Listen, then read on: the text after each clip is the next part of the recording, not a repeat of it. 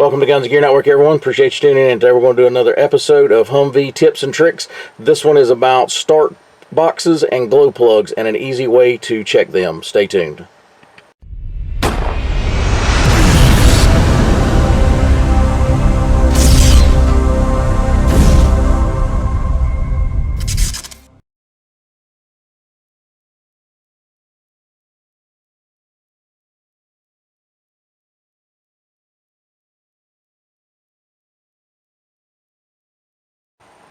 Welcome back, guys. Appreciate you tuning in. So today we're going to do another episode of Humvee Tips and Tricks, and today we're going to discuss start boxes and glow plugs and a quick and easy way to check those.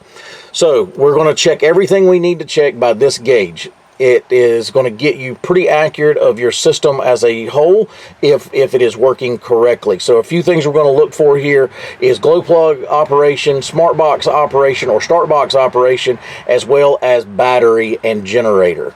So all that can be a good gauge, no pun intended. We're going to look at this gauge, and that's a good gauge of if the system is working correctly. So here's what we're going to look for. On your Humvee, you're going to have your start ignition switch here. Some people may have a keyed ignition, one and the same, doesn't really matter. So you'll put it to the run position as always. The wait light will come on, and then what we're going to do is pay attention to this gauge. When the wait light is on, this needle should go over here in the yellow. That is indicating that it is sending voltage, a pretty strong power voltage to the glow plugs. So that should be in the yellow. If it does not go in the yellow, that means your glow plugs are not igniting. So you have two problems, one of two problems, or both. You either have a bad start box, or you have bad glow plugs, or a combination of both. Now, once the light goes out, your wait light goes out, and we're watching this needle should go back up closer to the green. All right, during that wait time, when it goes down here to the yellow, if it goes down into the red, there's a possibility that you do not have enough charge on your battery. Or batteries. So the 24 volt 2 battery system, you may want to then do a check of your batteries, because that means it is pulling down way far, usually indicating you might have a battery problem too. Keep in mind that all this system kind of works in conjunction with one another. So if you have weak batteries, you're probably not going to get enough glow voltage to your glow plugs to then cause it to start. Okay. So, all right, so we're going to turn the wait in the wait light period. It's going to go to the yellow. Once the wait light goes off, it should go back closer to the green, probably not in the green, because it's not generating power yet. It'll crank, and then you'll see it cycle through a couple different cycles, and the needle will kind of bounce around. That's sending power to the glow plugs again, even after ignition.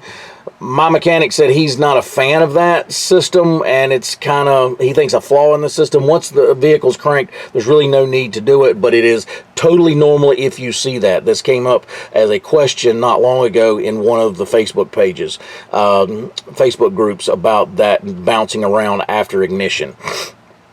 Once the bouncing around stops, it should go over here into the green, which is indicating your alternator is functioning correctly and generating power. So once I crank this thing, it's going to get a little loud, so I won't be able to just talk a whole lot, but we'll go through the motions. Keep in mind, here's what we're looking for. Ignition switch to run, wait light on, needle going to yellow, not to red, but to yellow. Once the wait light goes out, then we'll crank it, and it should go back up into the green, and then it'll bounce around a little bit for 30 to 90 seconds till it cycles through a couple cycles of sending to the glow plugs, and then it should balance out and go to the green. That's an indication that the whole system is working correctly. So here we go, guys. So we're going to turn this to the on position, and I want you to watch the gauge, what mine does. So if you see, it's in the yellow, and you'll hear the start box cycle. All right, it just cycled, going over to the green, clicking, now it's cycling.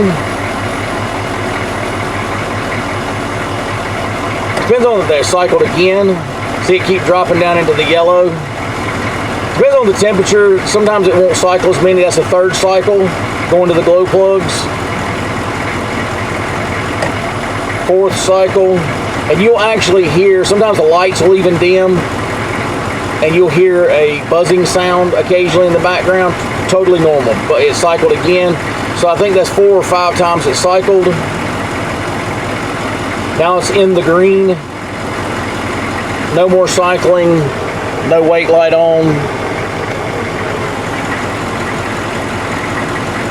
Not cycling, perfect situation.